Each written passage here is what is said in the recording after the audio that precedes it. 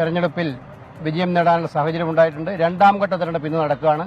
ഇന്ന് നടക്കുന്ന തെരഞ്ഞെടുപ്പിലും ഫീൽഡ് റിപ്പോർട്ടുകൾ അനുസരിച്ച് വളരെ നല്ല മികച്ച വിജയം നേടും ഇന്ത്യ മുന്നണി, കോൺഗ്രസ് നയിക്കുന്ന ഇന്ത്യ മുന്നണി. കേരളത്തെ സംബന്ധിച്ചിടത്തോളം കേരളത്തിൽ 20 സീറ്റും ഐക്യ ജനാധിപത്യ മുന്നണി നേടുന്ന തരംഗമാണ് കേരളത്തിലുള്ളത്. UDF അനുകൂല തരംഗമാണ് കേരളത്തിലുള്ളത്.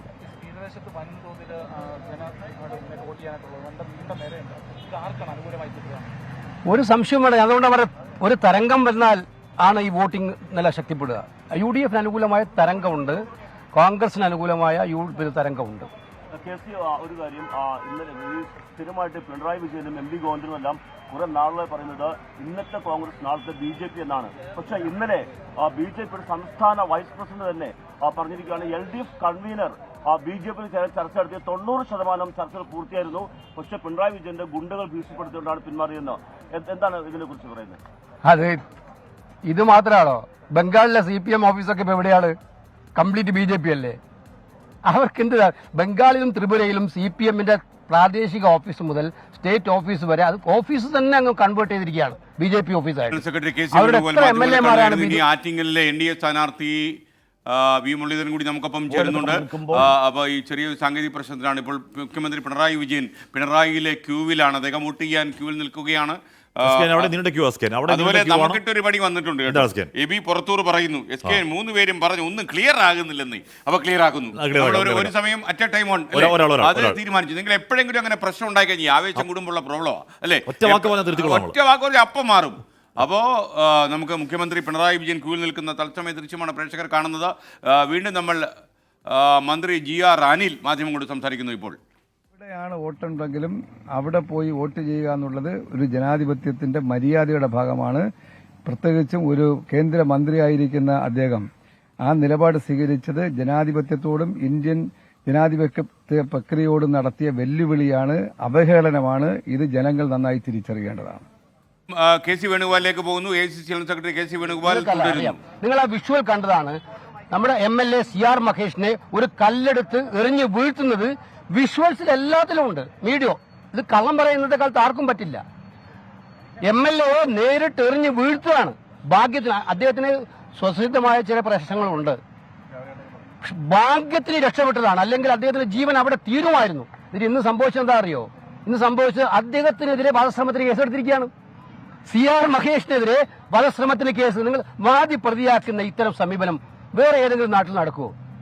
ഇതിനകത്ത് എനിക്കറിയില്ല. ഇലക്ഷൻ കമ്മീഷൻ ഏത് പോലീസ് ഉദ്യോഗസ്ഥന്മാരായാലും ഞങ്ങളതിന് കണക്ക് ചോദിച്ചിരിക്കും കൃത്യമായിട്ട്. ഇത്തരം അന്യായം കാണിച്ചാൽ MLAക്കെതിരെ എറിഞ്ഞ് MLA വീഴ്ത്തിയ അയാൾ ഇപ്പോഴും ആശുപത്രിയിലാണ്. ഞാൻ ബെഞ്ചാന്ത് രാത്രി സന്ദർശിച്ചു. ഇന്നലെയും ഇപ്പോഴും ആശുപത്രിയിൽ നിന്ന് അയാൾ വോട്ട് ചെയ്യാൻ വേണ്ടി പോകുന്നത്. എന്നിട്ട് MLAക്കെതിരെ വധശ്രമ കേസ്. ഇത് ഏറ്റവും കടുത്ത ജനാധിപത്യ ലംഘനമാണ് ഇവിടെ നടക്കുന്നത്. അവിടെ മോഡി ഏജൻസികളെ ഉപയോഗിച്ചുകൊണ്ട് തിരഞ്ഞെടുപ്പിനെ അട്ടിമറിക്കാൻ ശ്രമിക്കുന്നു. തിരഞ്ഞെടുപ്പ് കമ്മീഷൻ നിശബ്ദത പാലിക്കുന്നു. ഇവിടെ പിണറായി വിജയൻ അതേ തന്ത്രം തന്നെ പയറ്റാണ്. രണ്ടും ഒരു വ്യത്യാസവും.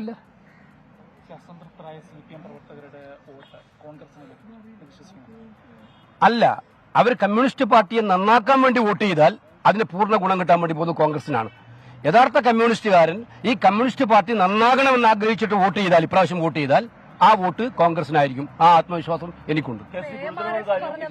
പറഞ്ഞത് ജാവ്ദേക്കറെ കണ്ടിട്ട് തൃശ്ശൂരിലെ സീറ്റ് മറിക്കാൻ പ്രകാശ് ജാവ്ദേക്കറും EP ജയരാജനും ചർച്ച നടത്തിയെന്നുള്ളൊരു അതിനകത്ത് ഞാൻ കേട്ടത് ശരിയാണെങ്കിൽ അത് കരുവന്നൂർ കേസ് ഒതുക്കിത്തരാന്ന് പറഞ്ഞത്. കരുവന്നൂർ കേസും ലാവ്ലിൻ കേസും. അപ്പൊ ഈ കേസ് ഇത്ര നീട്ടി കൊണ്ടുപോകുന്നതിന്റെ ഉദ്ദേശം മനസ്സിലായില്ലേ?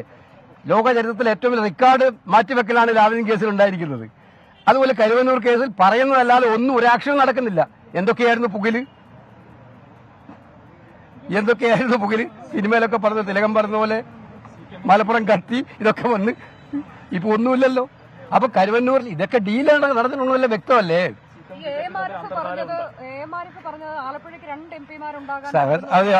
ഇത് ഈ ഇലക്ഷൻ എന്താണ്? ഈ ഇലക്ഷൻ എന്ന് പറയുന്നത് രാജ്യത്ത് ഭരണമാറ്റത്തിന് വേണ്ടിയിട്ടാണ്. കോൺഗ്രസിന്റെ നേതൃത്വത്തിൽ ഒരു ഗവൺമെന്റ് ഉണ്ടാക്കാൻ വേണ്ടിയുള്ള പോരാട്ടമാണ്. അതാണ് ഞാൻ തുടങ്ങിയത്. ഞങ്ങൾ ഉണ്ടാക്കാൻ പോവാണ്. കോൺഗ്രസ് നയിക്കുന്ന ഒരു ഗവൺമെന്റ് ഇന്ത്യ രാജ്യത്ത് ഉണ്ടാക്കാൻ പോവാണ്.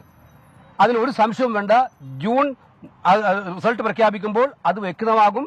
കോൺഗ്രസ് നയിക്കുന്ന ഒരു ഗവൺമെന്റ് ദേശീയ തലത്തിൽ ഇന്ത്യ മുന്നണി ഉണ്ടാക്കും. അതിൽ ഏറ്റവും കൂടുതൽ കോൺഗ്രസ് എംപിമാരുമായിട്ട് പോകുന്നത് അതിലൊരാളായിട്ട് പോകാൻ ആലപ്പുഴക്കാർ എന്നെ അനുവദിക്കുമെന്നാണ് എന്റെ വിശ്വാസം.